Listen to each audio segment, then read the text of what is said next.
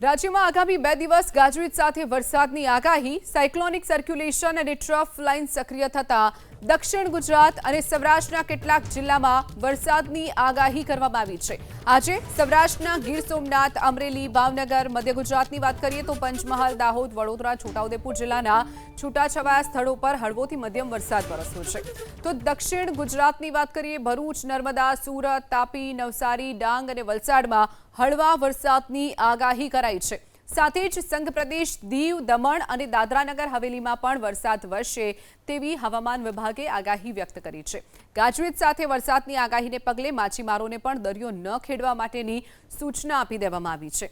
તો આજે દિવસ દરમિયાન અલગ અલગ જિલ્લાઓમાં વરસાદ વરસે તેવી આગાહી કરવામાં આવી છે। હવામાન વિભાગે આગાહી કરી છે। કેટલાક જિલ્લાઓમાં છૂટોછવાયો વરસાદ વરસી શકે છે તો કેટલાક જિલ્લાઓમાં ધોધમાર વરસાદની પણ આગાહી કરવામાં આવી છે। તો કેટલાક સ્થળો પર છૂટોછવાયો વરસાદ વરસી શકે છે।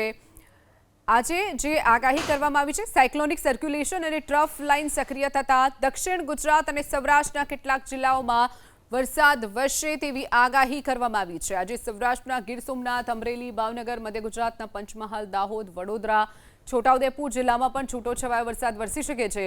તો દક્ષિણ ગુજરાતની વાત કરીએ જેમાં ગુજરાતમાં ભરૂચ, નર્મદા, સુરત, તાપી, નવસારી, ડાંગ અને વલસાડમાં પણ હળવા વરસાદની આગાહી કરાઈ છે। સાથે જ સંઘ પ્રદેશ દીવ, દમણ અને દાદરાનગર હવેલીમાં પણ વરસાદ વરસે તેવી આગાહી હવામાન વિભાગે કરી છે।